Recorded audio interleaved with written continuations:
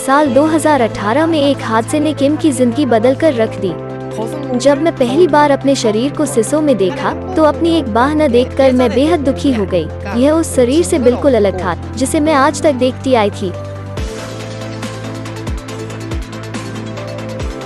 अपनी बाह खोने के बाद मैंने क्या पाया?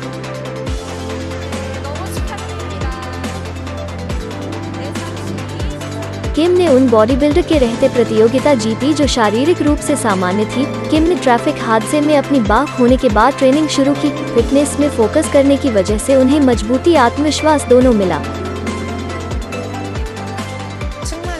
गंभीर स्कोलियोसिस की वजह से मुझे एक्सरसाइज शुरू करनी पड़ी। इस प्रतिस्पर्धा के लिए तैयारी करने के लिए सवेरे में कार्डियो करती और लंच के बाद वेट ट्रेनिंग किया करती थी। जब यह हादसा हुआ उस वक्त मेरी उम्र 27 साल थी। मैं हेयर ड्रेसर के रूप में काम करती थी। मैं एक दोस्त के साथ मोटरसाइकिल पर थी जब बाइक चलने के कुछ ही देर बाद फिसल गई। मेरी दोस्त रोने लगी कि मेरी एक बाजू कटकर अलग हो गई है। मैं भी रोना चाहती थी लेकिन मुझे एहसास हुआ कि अगर मैं तब रोई होती तो पागल हो गई होती। मैं जानती थी कि भावनाओं में बह जाने से क्या कुछ हो सकता है। मैं करीब 2 महीनों तक अपने अस्पताल के पलंग तक ही सीमित रही।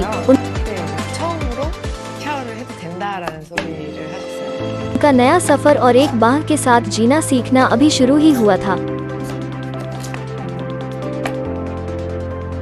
अभी 3 ही साल हुए हैं और रोजमर्रा का जीवन काफी दिक्कतों भरा है। क्या कोई वाकई विकलांगता पर जीत हासिल कर सकता है? मुझे लगता है कि मैं इसे हारने की प्रक्रिया से गुजर रही हूँ।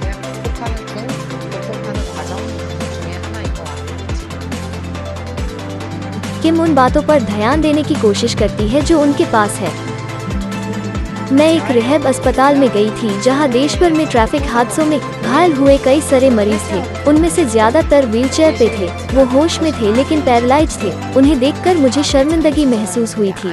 मैं अपनी जिंदगी खत्म मान रही थी। मुझे एहसास हुआ कि इस बात से मुझे हतोत्साहित नहीं होना चाहिए। अपनी कहानी साझा कर मैं उन लोगों को उम्मीद देना चाहती हूँ जिन्हें समर्थन की जरूरत है। मुझे लगता है कि अब मैं अपनी जिंदगी के साथ काफी कुछ कर सकती हूँ।